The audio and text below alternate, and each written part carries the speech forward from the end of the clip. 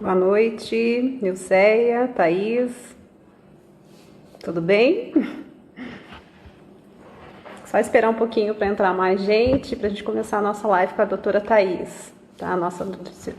Ela é a nossa entrevistada de hoje. Tudo bem, Maria Eduarda? Sejam bem-vindos.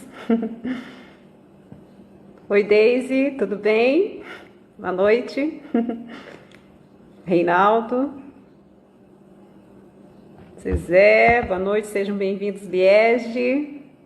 Hoje nós falaremos sobre mitos e verdades, hoje é o tema de hoje, né? Com a doutora Thaís, ela é nutricionista, e a gente vai falar um pouco sobre a nutrição, né, dos transplantados. Aguardar um pouco a doutora Thaís entrar para a gente começar a nossa live. Tudo bem, Li? Pri, tudo bem? Sejam bem-vindos. A doutora Thaís está chegando. Daqui a pouco a gente já começa a nossa live. Só aguardar o convite dela, tá? Bem-vindos, Michele. Falar um pouco sobre mitos e verdades. Pode me chamar, tá? Por favor. São 8h03. 8h03 agora, a gente vai... Boa noite, Fernando, Maiara. Sejam bem-vindos. Boa noite, Thaís, tudo bem? Boa noite, tudo bem? Seja bem-vinda à nossa live da VTX. Um prazer imenso a gente receber você, né, para falar um pouco sobre mitos e verdades da nutrição dos transplantados, né? Com certeza, é um prazer estar aqui com vocês, dividindo um pouquinho do conhecimento, né? O paciente com doença renal, o transplantado, assim, é o meu ambiente, né? É como se fosse o meu ambiente de tranquilidade para exercer minha profissão enquanto nutricionista, né? E espero contribuir um pouco com algumas informações que são bem interessantes, alguns pontos que a gente vai aqui discutir hoje, né?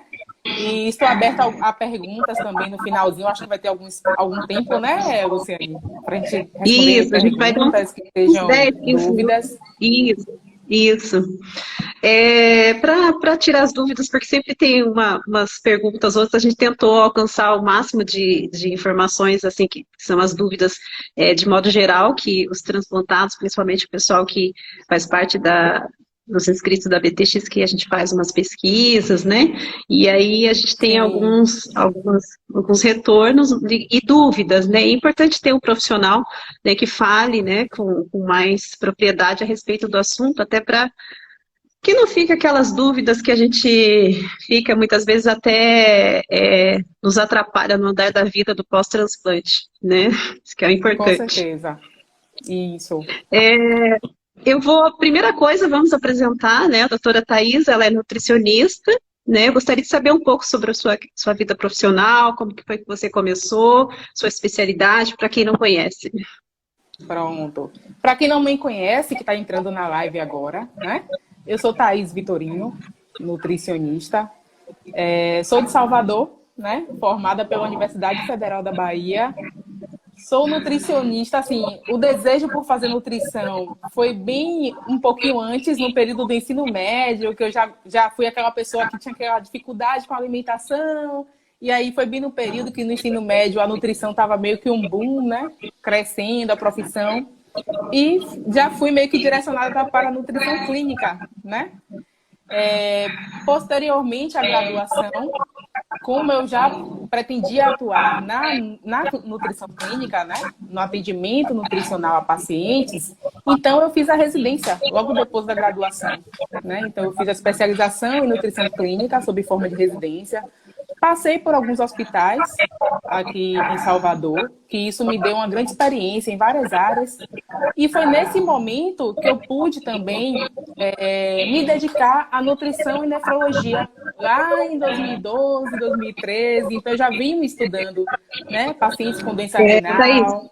só Oi. um minutinho, tá dando eco, eu não sei se é pelo fone que tá dando algum retorno extra aí. Sim, deixa eu ver. Deixa eu ajustar aqui para Vamos ver ver se é meu agora. fone. Pessoal, melhorou o eco? Melhorou agora? Alguém pode...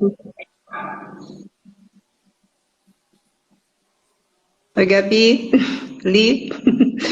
Melhorou, gente, o eco da Thaís? Ah, tá. Vamos ver se melhora um pouco. Melhorou? Só informa se... Vamos continuar conversando, porque se melhorou, daí a gente vai Sim. sabendo se tá ok. Pode continuar, por favor, desculpa. Pronto. Bom, como eu estava falando, né, no período da residência, na minha especialização, que eu meio que fui enveredando pelo caminho da nutrição e nefrologia, né? Aqui eu sempre fui... A minha mentora aqui em Salvador é a professora doutora Maria Helena Guzmão. Algumas pessoas no Brasil já conhecem, né? Que é especialista na área. Atualmente é minha co-orientadora no mestrado. Trabalho, né? Atualmente eu estou no mestrado já e trabalho com esses pacientes com doença renal em tratamento conservador na pesquisa, né? E pensando em todo esse contexto do paciente com doença renal crônica, seja ele em tratamento conservador, hemodiálise, ou pós-transplantado, né? Como ele tem aquela questão de várias condições clínicas que interferem na sua massa muscular, no seu estado nutricional, eu enveredei aí também pela nutrição esportiva com o intuito de auxiliar um pouquinho, né? Como a gente pode melhorar o estado nutricional desses pacientes, quais estratégias a gente consegue adaptar, né? E pensando no pós-transplantado, tem muitas estratégias da nutrição esportiva que a gente pode utilizar para aí contribuir, né, com aquelas alterações que os imunossupressores, que os corticoides têm nesses pacientes, tá bom? Então, foi algo também que eu procurei estudar e me especializar um pouquinho para ajudar os pacientes, né? Da Que melhor ótimo. forma. E nós, transplantados, agradecemos, claro, né? Com certeza. Infelizmente, nós temos uma demanda muito pequena ainda a respeito do profissional de nutrição pós-transplante, especialmente a BTX, ela trabalha também com uma vertente que é a questão da divulgação e incentivo à prática do esporte para manutenção do órgão, né, por mais tempo, e já está Sim. comprovado que quem pratica atividade física, a probabilidade de viver bem com o órgão por mais tempo é uma coisa certa.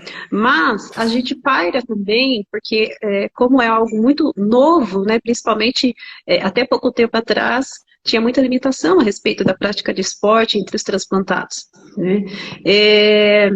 Aí veio o outro déficit, né, que é a demanda, a necessidade de ter profissionais que trabalhem especificamente, muitas vezes, com o transplantado que pratica esporte. Não é só o nutricionista, mas também aquele que Sim. entende do transplantado que pratica esporte, né? Com certeza. E aí, a gente, infelizmente, ainda tem esse déficit que a gente deseja, que como a doutora escolheu, a gente deseja que outros tantos, né, optem por essa especialidade, porque a demanda, ela continua, infelizmente, ela continua crescendo, né? As pessoas que estão na fila hoje estão num número muito grande, né?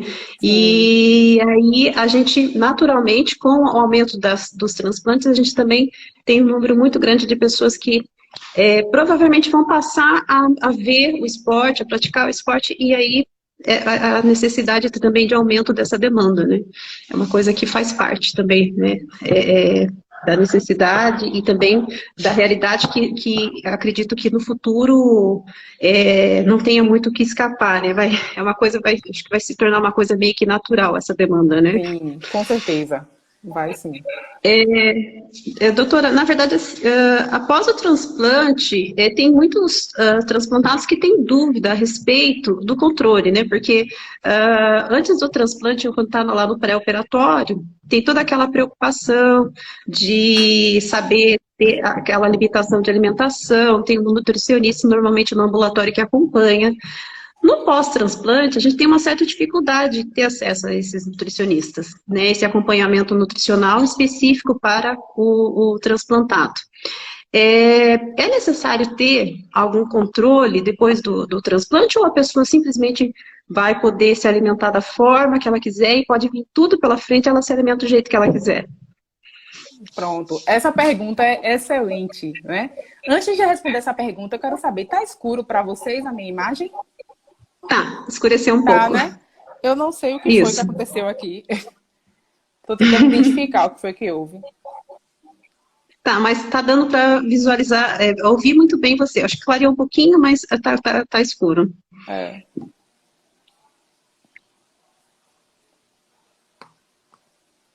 Não entendi por que ficou escuro, mas eu acho que é o meu celular. Eu vou tentar colocar uma posição melhor, tá certo? Certo. Deixa eu só ver aqui. Deixa eu só...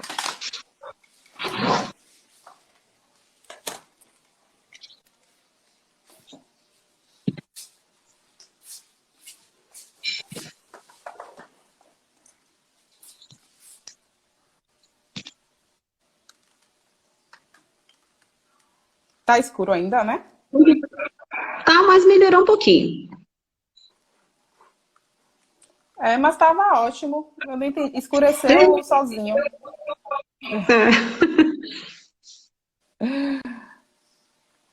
Vamos lá.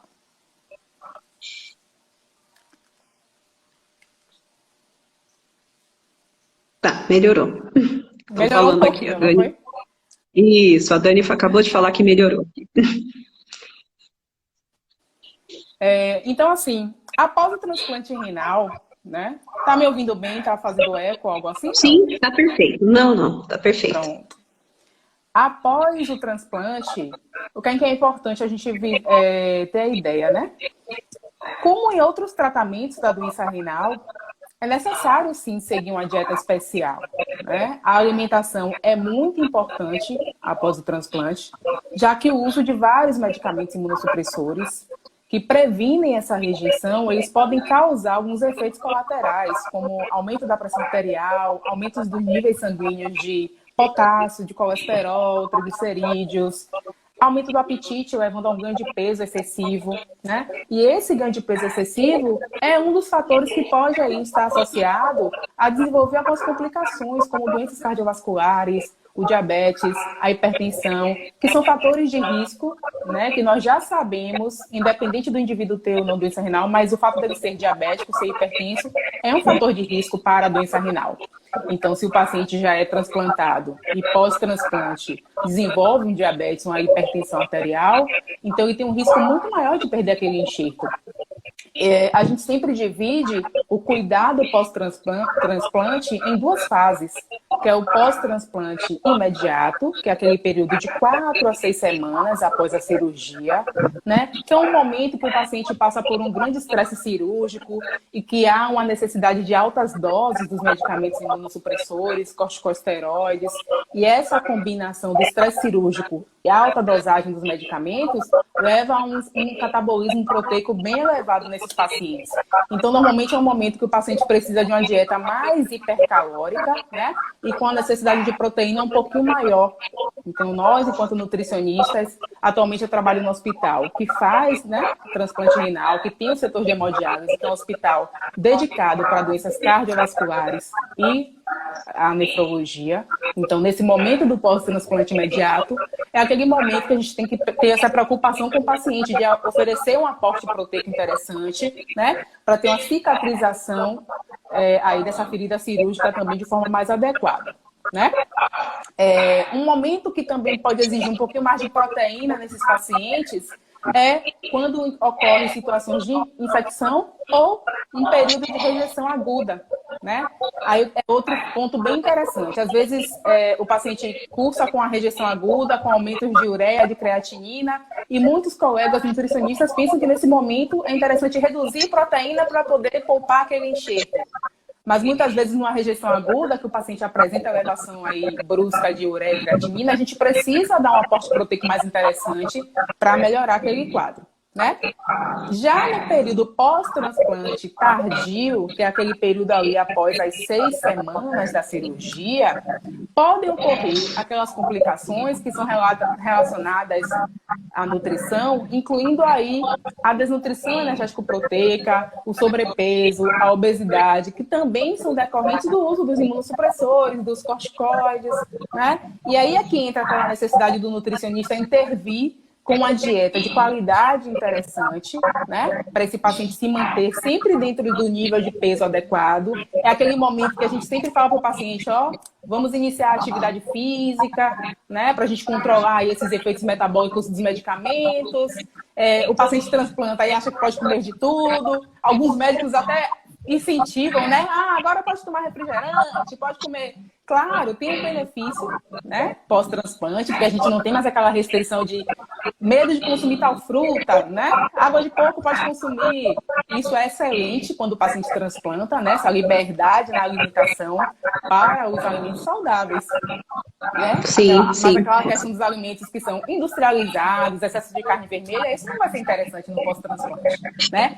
Não é interessante para quem não tem a doença renal, imagine para quem transplantou. Então, isso é muito interessante ter em mente, né? Então, respondendo de forma geral, pós-transplante precisa, sim, de um acompanhamento nutricional, né? Isso vai ser muito importante para a gente controlar todo o metabolismo e manter esse enxerto renal por mais tempo possível. Tá? Uma pergunta. A Zezé perguntou se, na hipótese de... Você falou que no período que é necessário fazer aumento da proteína. Sim. Quanto tempo, neste caso específico, se mantém esse aumento de proteína? Você falou que é em casos de quando dá alguma complicação recente, no pós-operatório, de forma logo recente, no pós-operatório imediato, aquelas primeiras 4 semanas ali, pós-transplante. Claro que isso não é uma receita de bolo, a gente vai avaliar o paciente como um todo, né? E a discussão com o nefrologista também vai ser muito importante para nortear essa conduta. Né? O estado nutricional do paciente também vai ser muito interessante. Se for um paciente mais desnutrido, a gente vai priorizar um aporte proteico um pouco maior. Se é um paciente que tem uma boa reserva muscular ainda, então isso nos deixa mais confortáveis do ponto de vista dessa oferta proteica. Né? Então são vários pontos norteadores. Certo. A Jaqueline perguntou... Sim, sim. Na verdade, assim, você disse que varia de paciente para paciente, não tem um período específico, né? Qual que é a diferença, se é que possível você dizer, entre o pós-operatório de cada transplante? Tem uma diferença no pós-operatório em relação aos demais transplantes, como o coração, fígado, pulmão? Com relação à oferta de proteína, é mais ou menos isso a pergunta? Assim, a nutrição ela é muito diferenciada entre esses transplantes ou não? É um pouco semelhante, porque os medicamentos são bem parecidos, né? Então, as necessidades são um pouquinho parecida. Né?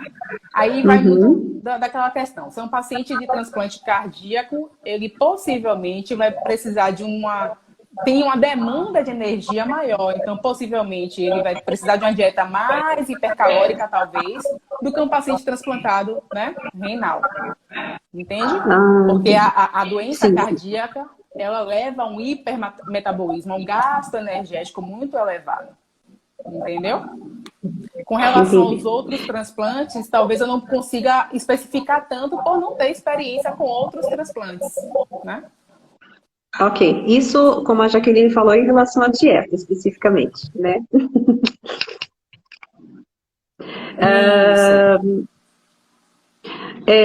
Em relação, assim, a gente tem uma dificuldade muito grande, um dos mitos, né, que giram em relação à questão do transplante, do pós-transplante, é a questão da proteína, né? A quantidade de proteínas que deve ser consumida. Tem pessoas que dizem dizem que podem desencadear algum problema, né, no pós-transplante em excesso, né, o consumo. Também tem teorias no sentido de que se eventualmente essa pessoa que fala, não, eu não desejo consumir proteína animal, né? É possível fazer uma substituição pela proteína vegetal? Como que é em relação a isso? Pronto. Ótimo, né?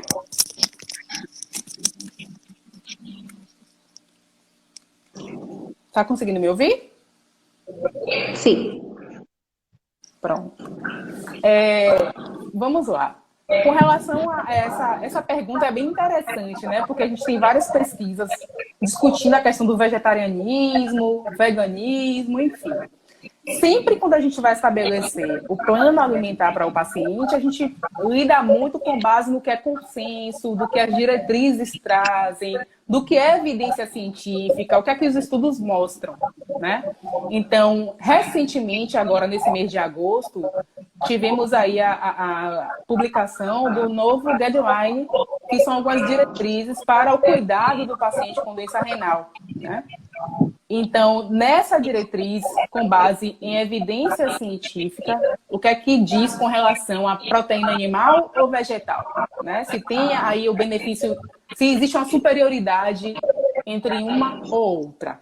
Então, assim, no pós-transplante, esse consenso ele traz que não existe evidências suficientes para recomendar um tipo específico de proteína, né? Ou seja, para dizer que a proteína vegetal é soberana com relação à proteína animal. Em termos aí de efeitos sobre o estado nutricional, ou os níveis de cálcio e fósforo desses pacientes, ou o perfil lipídico no sangue, né? Também os estudos aí que foram feitos com pacientes pós-transplante não mostram aí uma questão de ser a proteína vegetal soberana com relação a melhores níveis de albumina, pré-albumina, que são alguns exames que a gente utiliza para avaliar estado nutricional, né? Para embasar um pouquinho ali, para ajudar, junto com outros indicadores, para a gente analisar o estado nutricional daquele paciente, tá? Então, assim, existe aí em alguns estudos o fato de que a proteína vegetal, ela diminui os níveis de fosfato urinário. E o que é que isso quer dizer? Quanto mais fosfato urinário, mais predisposição para a formação de cálculos renais. Então, talvez aí a proteína vegetal pode ser interessante nesse sentido, né? Principalmente se o paciente ele teve uma doença renal crônica de origem do cálculo, né? Já que mostra que ele vai ter aí uma predisposição à formação de cálculo. Então, para esse paciente pós-transplantado, talvez seja interessante ele ter realmente um maior consumo de proteína vegetal, né? Pensando aí em não formar novos cálculos. E em um outro estudo... Pode falar, perdão. Pode continuar. Só uma observação. Na verdade, sim, pode falar. Em outro estudo também, mostrou que pacientes que têm uma hiperlipidemia, né? Paciente que tem elevação aí do colesterol, do triglicerídeo, paciente pós-transplantado.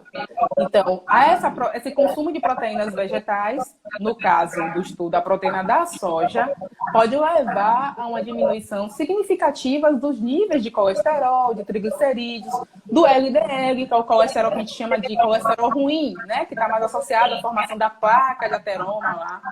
Então, quando em comparação, em substituição à proteína do leite, né? Mas foi um estudo. Quando a gente faz essas indicações, é importante ter um número maior.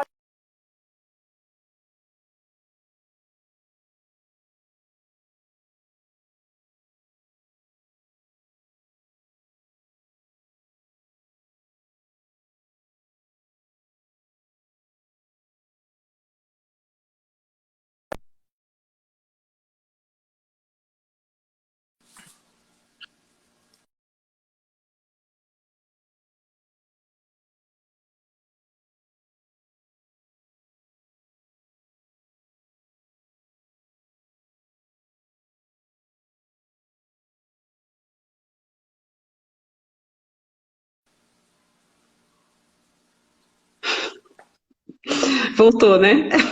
Eu não sei se foi eu que caí. Eu acho que foi você. Para mim estava ok aqui, mas você travou. Minha internet estava meio... Foi só o Rodrigo Machado entrar, ele entrou com a zica, sabe? É isso que aconteceu. Deu problema na nossa live. Pode continuar, desculpa. Eu estava falando, eu vou voltar. Você conseguiu me ouvir da resposta anterior? Falei do estudo do fosfato urinário, não foi? Sim, sim. É uma observação. Eu acho que por isso que é tão importante, né, o acompanhamento, né? Inclusive, você falou a respeito da questão das pedras, né? Porque é uma coisa bem... O cálculo renal, ele é complicado, né? E aí a pessoa ela simplesmente não tem noção, ela às vezes continua com a alimentação normal, né? E muitas vezes acaba continuando com o mesmo problema e aí reincidindo, né, com uma possível até perda do enxerto, né, no pós-transplante, sendo que uma Isso, nutrição ela é vital, né, para manter, inclusive, né? Eu acho que é de suma com importância. certeza. A, a Maiara, ela fez uma pergunta, na verdade, em relação à sua resposta anterior. É, Ela perguntou se, na questão você falou no pós-operatório em relação ao transplante renal, se o fígado também segue o mesmo padrão. Você disse que por conta do medicamento tem praticamente o mesmo padrão. O fígado é Sim. parecido em relação à questão ela até perguntou a respeito do abdômen inchado, né? Ela fez uma pergunta que saiu um pouco fora, mas como ela perguntou tudo junto, então vou passar para você a dúvida dela, que é em relação se a nutrição é parecida em relação ao fígado e ao abdômen inchado, se você pode responder. Abdômen inchado em que sentido, assim? Eu não consegui contextualizar muito. Ela só disse abdômen inchado, ela não especificou, mas acredito que seja. Bom, o abdômen inchado no pós-operatório é meio complicado, né? Se você puder especificar melhor, Mayara, eu posso passar para a Thaís essa pergunta, mas em relação à nutrição, né, que acho que foi mais claro. Os cuidados são um pouquinho parecidos. Por quê? Imunossupressores e corticosteroides, eles vão ser utilizados pós-transplante, né? Seja transplante Uhum. renal, seja de fígado, seja o transplante cardíaco. E essas drogas, elas têm uns efeitos similares, independente de qual órgão transplantou, né? Então, os imunossupressores, eles causam catabolismo, quebra da proteína muscular, né? Causa uma resistência da insulina, que isso leva a uma tendência ao aumento da glicemia. Daí a importância de controlar os tipos de carboidrato que são consumidos, né? Essas drogas, elas levam à dislipidemia, alteração das gorduras no sangue, que é caracterizada por um aumento de colesterol total, do LDL, que é o colesterol ruim, dos É só, triglicerídeos. só uma observação, a Mayara acabou de responder o abdômen inchado por conta dos corticoides, por conta dos medicamentos, acho que é isso. É Isso, que corticoide. é um dos efeitos do corticoide, né? Que é a Uhum, certo. retenção hídrica, a Então, retenção de líquidos. é natural, então, né? Isso, é por conta do medicamento. Agora, o que é que acontece? No pós-imediato, como essas doses medicamentosas elas são mais altas, então esses efeitos colaterais eles também são mais proeminentes, né? Com o passar do tempo, essas doses de medicamentos elas vão se ajustando, né? O médico que acompanha, eles vão reduzindo essa dosagem, tá? E esses efeitos vão ser mais brandos, vamos dizer assim. Entendeu? Que é Certo, outro certo. ponto importante também da gente lembrar. Tá ótimo. Eu acho que respondeu o questionamento da Mayara. Existe algum tipo de alimentação, alguma dieta, um padrão que possa trazer benefício aos transplantados? Sim, Porque, assim, tanto para o lado ruim, que o que eu não posso comer, quanto para o que eu devo comer, né? Porque essa dúvida também é uma dúvida constante, né? O que me faz bem, o que pode me trazer uma qualidade de vida maior em relação ao enxerto, né? pronto, perfeito. Os estudos na nutrição ficaram, uma época, muito focados em nutrientes específicos, né? Proteína, estudava proteína isolada, estudava vitamina D isolado, estudava os nutrientes de forma isolada. Mas, atualmente, a gente vem observando a necessidade de estudar a dieta como um todo, que é o que a gente chama de padrão alimentar. Porque a gente não come proteína sozinha, não come tal vitamina sozinha, né? A gente consome frutas, verduras, todos misturados, junto com carne, com frango, com peixe. Então, é interessante observar o consumo do padrão alimentar. E aí, quando a gente pensa na alimentação para o paciente pós-transplantado, o que é que os estudos, o que é que a evidência científica traz, né? o padrão alimentar baseado na dieta do Mediterrâneo, que é uma dieta, que é um plano alimentar baseado nos hábitos de países banhados ali pelo mar Mediterrâneo, que é principalmente o sul da Itália, a Grécia, o sul da Espanha, né?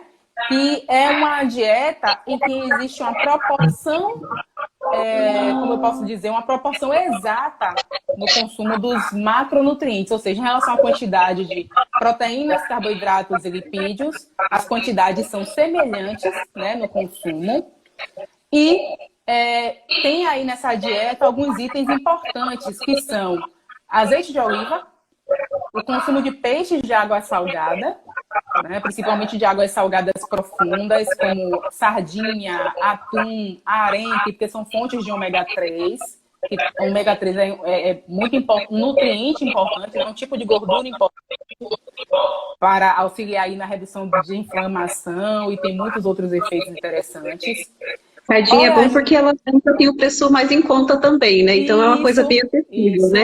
Exatamente. Oleaginosas, eu pesquei aqui, alguém fez uma pergunta sobre as castanhas, né? Então, isso, alimentos integrais, né? As oleaginosas, frutas e legumes, grãos integrais, porque tem fibra. Então, os grãos integrais, eles são bem interessantes para a gente controlar a glicemia, controlar o açúcar no sangue. Por quê? Porque os corticoides, eles causam essas elevações, né, da glicemia. E quando isso não é controlado, o paciente pós-transplante, ele pode se tornar diabético, né? Então, por isso é importante o consumo. Vinho tinto, mas aí esse vinho tinto eu faço uma ressalva, que é aquele vinho lá europeu, que não é normalmente, muitas vezes, os vinhos que a gente consome aqui, né? E é no litro ou é no cálice ali na... No cálice, exatamente. É bom questão da explicar, quantidade. Né? Alguns queijos e iogurtes também mostram algum benefício. Junto a esses alimentos, né, é importante também salientar a redução do consumo de carne vermelha e alimentos industrializados. É o que caracteriza aí essa dieta do Mediterrâneo. Tá? Então, é um padrão alimentar um pouco mais saudável, que é o que a gente difunde, de certa forma, atualmente, né?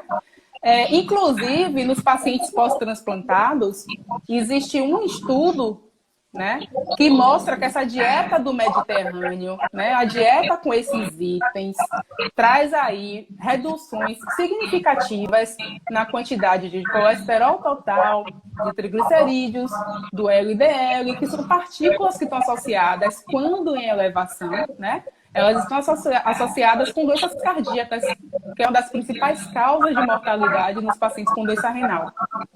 Tá certo? Interessante. Interessante. É interessante saber qual que é a dieta adequada, né? Porque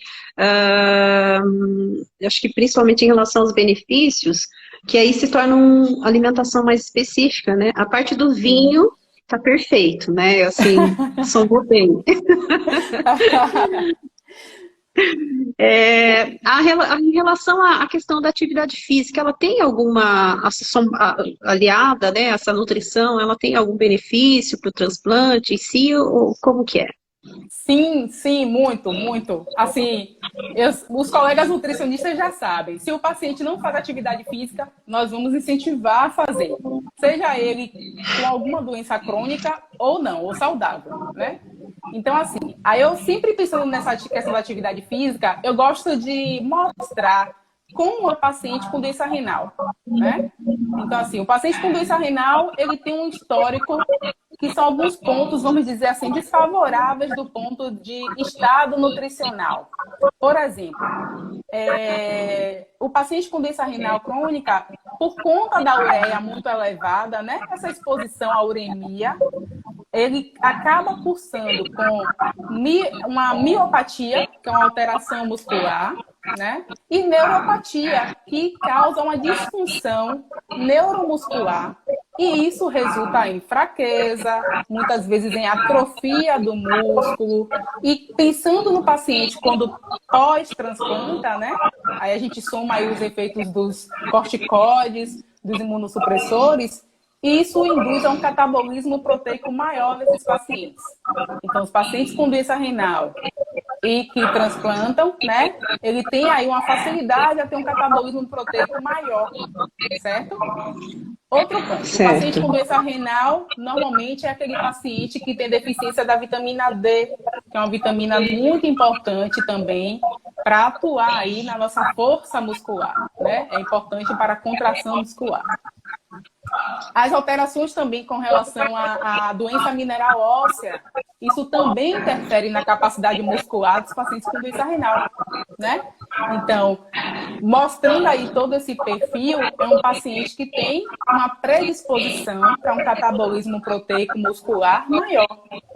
E o que é que acontece? A atividade física, né, ela tem aí, ela é um dos fatores estimulantes para a síntese de músculos, né? Que é um fator interessante. Além disso, a atividade física, ela atua na prevenção da diabetes, né? Da pressão elevada, da hipertensão. A prática de atividade física, ela melhora, né, o fato do paciente, do indivíduo fazer uma atividade física, os treinos aí intensos, eles melhoram a expressão de um transportador lá na célula que facilita o transporte da glicose. Então, pense naquele paciente que usa corticoide, né, que usa o imunossupressor, que fazem aí aumento da glicemia. A gente melhorar essa absorção da glicose é interessante. E a atividade física faz isso, né? Outro ponto interessante, quem usa o imunossupressor vai ter uma imunidade um pouquinho mais deficiente, não é isso? Sim. A prática de atividade física moderada, então a intensidade dessa atividade física também é importante, né? A prática de atividade física de intensidade moderada, ela está associada aí com melhora do perfil imunológico dos pacientes. Então, isso é muito importante também, né? Então, quando a gente pensa em atividade física, não é só para controle do peso. Claro que é importante, né? O paciente ter um gasto energético para adequar aquele peso, mas tem melhora no sistema imunológico, melhora na sua massa muscular, né? Então, a atividade física traz muitos benefícios. Melhora aí no controle da glicemia, da dislipidemia, que são as alterações das gorduras lá no sangue, né? Então, de muitas formas, a atividade pode ajudar, sim. Bom, vamos praticar atividade física, né, pessoal que está aí online, quem não pratica, eu vou começar. Para ontem. Sim, a atividade física assim, é uma dúvida que é comum também, né, entre os transplantados, de modo geral, por conta dos suplementos, né, da suplementação. Há nutricionistas que dizem que recomendam, outros nutricionistas que são, assim, categóricos no sentido de que é melhor evitar, e o que você entende a respeito desse tema? E em relação ao ômega 3, né, o que ele pode trazer também dentro dessa questão da suplementação? Pronto, perfeito. Essa pergunta é muito importante, né? Eu vou falar um pouquinho de forma geral e depois eu vou falar de um suplemento específico. Vamos lá. Suplementação, né? Eu acho que ela é muito interessante quando o paciente tem deficiência, pensando em algumas vitaminas e minerais. Então, a partir de uma anamnese bem detalhada, o nutricionista ele consegue saber se o paciente tem deficiência, né? Apresenta ali um quadro clínico da deficiência de alguma vitamina, algum mineral, e aí pode suplementar, né? Ou então, atletas de alta performance. Este sim pode estar aí utilizando alguns suplementos para auxiliar, porque ele tem um gasto energético maior, ele tem uma demanda maior de energia e dos nutrientes específicos, tá certo? Então, eu acho que assim, se o indivíduo é praticante de atividade física, acho que quase nunca ele vai precisar de uma suplementação, vamos dizer assim. A gente tenta sempre priorizar o alimento. Hoje a gente já sabe de inúmeros alimentos que são interessantes o uso e que trazem benefícios, né, com relação à melhora do metabolismo, tá? Inclusive em quantidades que podem aí substituir alguns suplementos alimentares. Entendeu? E aí falar de um suplemento que é bem interessante, que inclusive o transplantado ele pode utilizar, mas que muitas vezes vamos dizer assim, demonizado, né? Muitas vezes por falta de informação. Claro que o uso de suplementos ele tem que ser feito sob prescrição do profissional nutricionista, né? Ou de um médico habilitado. E aí eu quero falar da whey protein, que são as proteínas, né? Um tipo de É proteína, uma no coisa que caso.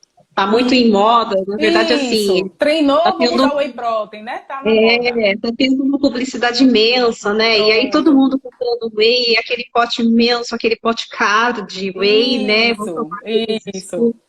Exatamente. E aí, assim, eu acho que existe um pouco de preconceito, né? Muitas vezes. Às vezes eu acho até importante esse preconceito, porque o paciente vê ali, o whey eu posso usar só a proteína, mas também usa de forma inadequada e traz prejuízos, né?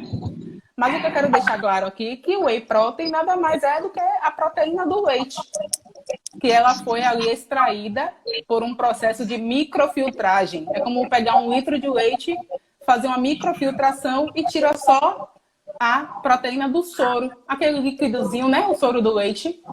Se a gente fizer quando vai fazer o queijo, não fica o soro, né? Aquele líquido mais claro. Então, se fizer ali uma microfiltragem, é dali que retira o whey protein, que a gente vê aí envasada por uns valores exorbitantes muitas vezes, não é isso? E o que é que eu acho interessante? Dependendo da quantidade, da estratégia de uso, do acompanhamento com o seu nutricionista, o paciente pós-transplantado dá para usar de forma tranquila. Claro que quando bem orientado, né? Quando é que pode ser interessante usar um whey protein? O whey protein pode ser utilizado, por exemplo, numa estratégia para emagrecimento, né? Então, a gente estabelece algumas quantidades de proteínas por refeição, mas muitas vezes o paciente não consegue consumir aquela proteína na forma de alimento, né? Vamos dizer, no meu lanche da tarde eu não consigo, Thaís, comer 3 ovos. Então, muitas vezes é mais interessante eu colocar a proteína daqueles 3 ovos na forma do whey protein, de uma forma líquida, que o paciente vai conseguir aceitar de forma mais tranquila, né? Então, é uma forma inteligente de utilizar o suplemento, né? E o paciente vai conseguir ali aderir àquela estratégia nutricional, àquela recomendação, tá? Ok. Mas eu quero desmistificar de que a whey protein não vai exercer poderes para a síntese aí de massa muscular, né? Quem vai fazer síntese de massa muscular é atividade física, tá? E Não isso a tem um gente substituto ainda. não tem substituto. Ainda, né? E a gente consegue fazer isso com atividade física e dieta, né? 100 gramas de frango vai fazer o mesmo efeito que a whey protein, tá certo? O que muda é capacidade gástrica, vamos dizer assim. Eu não consigo comer 100 gramas de frango, então para mim nesse horário é mais fácil eu consumir uma whey protein. Ou então um paciente que a gente está numa estratégia de emagrecimento. 100 gramas de frango vai ter mais calorias do que a porção lá do whey protein. 100 gramas de frango tendo a mesma quantidade de proteína da porção do whey, certo? O frango vai ter mais calorias, porque vai ter a gordura, porque vai ter, né, um pouquinho de carboidrato ali, natural do frango, enfim. Então, pensando em estratégias nutricionais, dá para a gente utilizar essa proteína no paciente pós-transplantado, né? Claro que dentro de um plano alimentar calculado, de um acompanhamento nutricional, né? Periodizado, não é o paciente chegar, eu posso tomar. Thaís falou que eu posso usar o whey protein, não é bem assim. Já vou comprar aqueles potes imensos de Converse com o seu nutricionista. Será que é interessante, né? Então, por exemplo, 100 gramas de frango vai ser muito mais barato, gente, do que um pote de whey protein, do que uma dose do whey, né? Bora pensar nisso e vai ter o mesmo efeito. Os estudos é evidência científica. Tá? Você treinar e comer o seu frango e treinar e consumir o whey protein, o resultado é o mesmo. Tá? Maravilha. Só vai estar gastando mais dinheiro. Exatamente. É interessante mostrar as alternativas, né? Porque até para questionar, se eventualmente o profissional chegar e falar, olha, você tem que tomar o whey, por exemplo, a pessoa pode perguntar se ela pode substituir por um alimento que ela julgue mais natural, que ela julgue mais barato, se Isso, ela tem condições com isso, exatamente. porque muitas vezes é uma pessoa que tem acesso a tudo isso.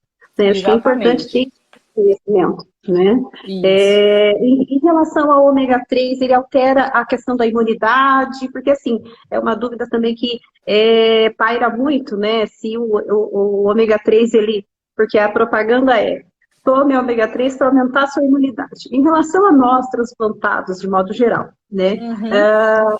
Tem esse aumento mesmo? É possível que o ômega 3, e assim, em relação aos benefícios dele, quais são exatamente?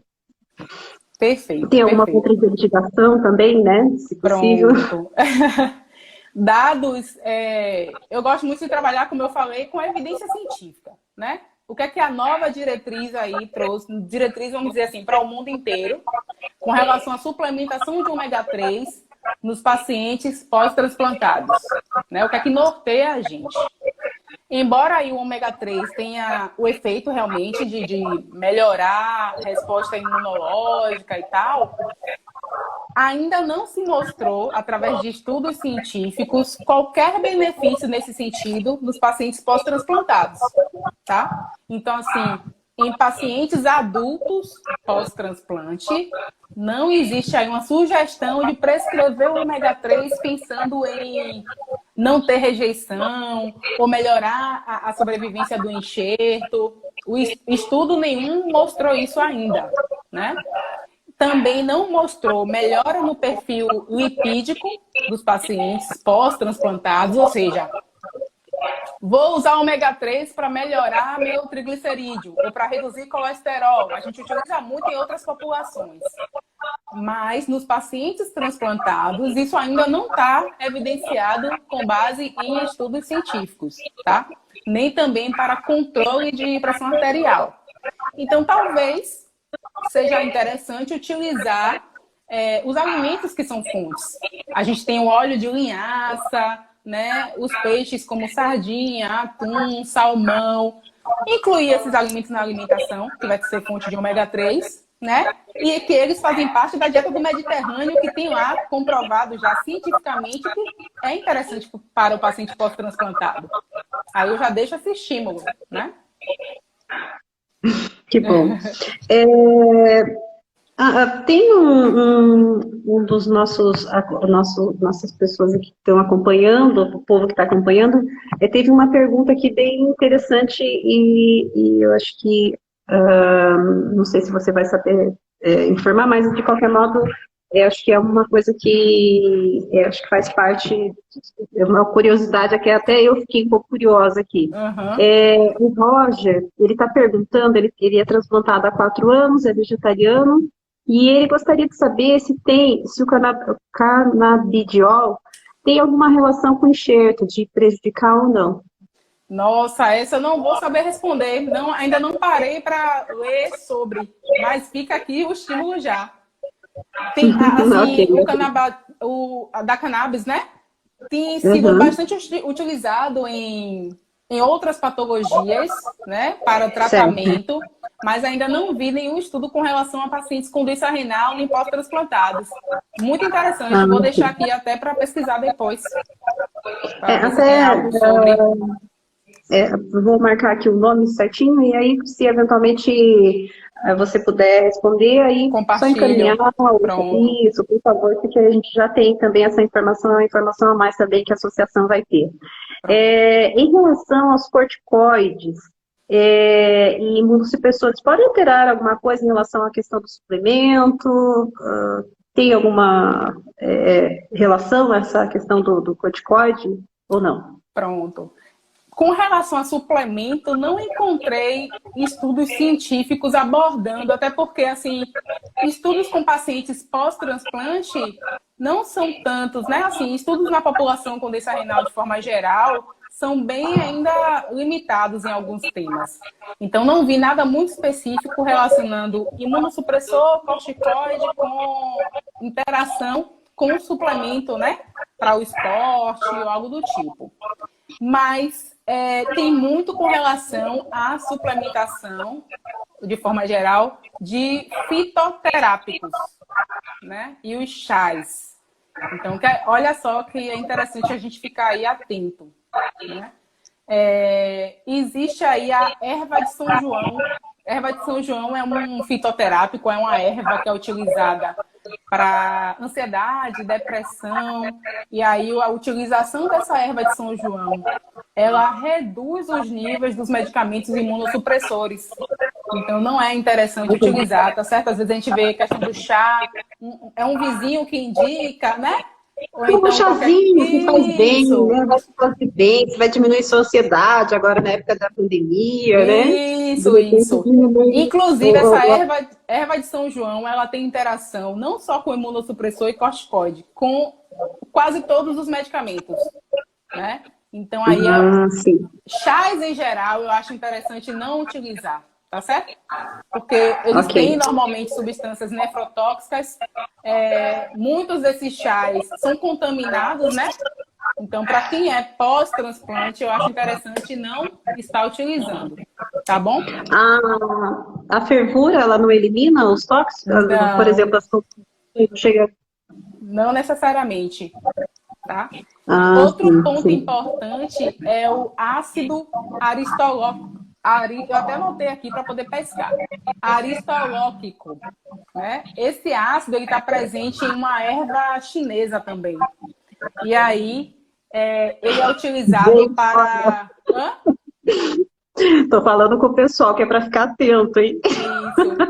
É bastante utilizado para perder peso, né? Tratar doenças hepáticas, dor de cabeça, edemas, inchaços.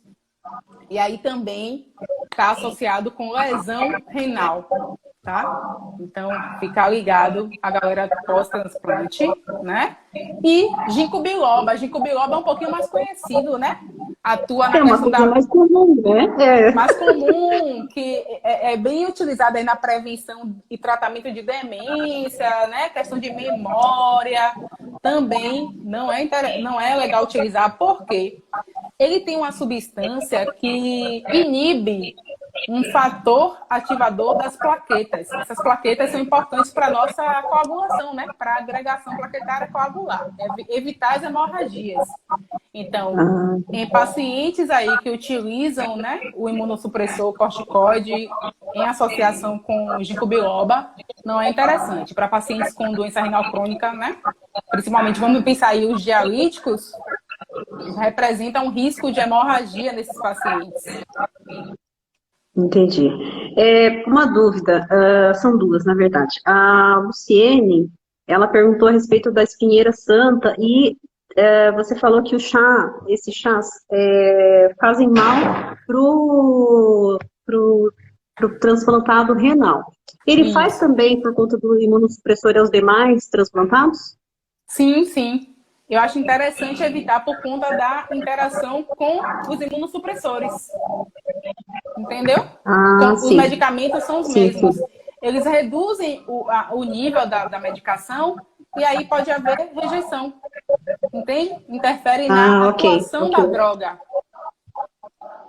Sim. Não necessariamente por conta do tipo de transplante, mas mas a interação com o imunossupressor. Imunossupressor. Reduz aí a potência do medicamento. Sim. A respeito do chá de canela de velho, e a outra aqui é a espinheira santa. Tem alguma relação também ou não? Não vi nada na literatura sobre, né? Espinheira santa é bem utilizado aí. A gente chama até de omeprazol natural, né? É bem interessante para a questão de reduzir a questão da acidez estomacal, mas posso dar uma pesquisada depois e dar esse retorno para vocês. Não vi nada específico não na literatura. Eu já ouvi falar alguma coisa a respeito de boldo. Gustavo Carvalho está perguntando aqui, e assim, eu já ouvi também falar, é aquela história dos mitos dos ambulatórios, né? E aí, assim, o boldo era proibido tomar, porque senão fazia mal. O boldo tem alguma relação? E aí também tem o Roger está perguntando em relação a kombuchas, fermentados e espirulinas. Pode ser utilizado o kombucha, né? Espirulina também não... Kombucha é interessante porque vai ter aí uma melhora na questão da função intestinal. É interessante, né? Olha, que interessante. Isso. O Roger, ele é proprietário de um restaurante vegetariano em São Paulo. Inclusive, eu falei para ele que eu vou... Quando eu passar essa pandemia, eu quero experimentar, porque ele posta, assim, os pratos maravilhosos. Pronto. Ele conhece alguma Essa questão de chás e fitoterápicos não é muito a minha especialidade, né? Hoje a gente já tem aí, a nutrição a gente está ramificando bastante. Então, existem colegas que já são especialistas, né? Na área de fitoterapia. Não é muito o meu ramo, mas posso trazer algumas informações depois, pesquisar com os colegas. É bastante dúvida, né? Especulado. Inclusive, seria uma live só de fitoterapia, só de chás, porque tem sido bastante estudado. Muito estudado. O Gustavo, assim, a respeito do boldo, pode ou não pode? É a última pergunta, tá, gente? Porque nós estamos a 2 minutos de terminar. Aí você já pode fazer suas considerações finais, por favor. O boldo é interessante não utilizar, né? Tem aí algumas funções que podem ser, de certa forma, nefrotóxicas. Tem sido utilizado com efeitos benéficos para hepatopata, se eu não me engano, né? Mas eu acho que eu precisaria dar uma pesquisada também melhor nisso, tá bom? Certo, tá ótimo. Doutora Thaís, né, muito obrigada. A live, assim, fluiu muito bem, né? Acredito que muitos sanaram muitas dúvidas, né? Agradeço imensamente em nome da BTX por ter se prontificado a esclarecer essas dúvidas, né? Tanto que o povo participou intensamente, a gente não vai conseguir tirar todas as dúvidas, os mitos aqui, né? Mas eu acredito que foi, assim, algo bem enriquecedor para todos que participaram, né? Agradeço imensamente em nome da BTX e de todos os transplantados pela disponibilidade de ter participado, viu?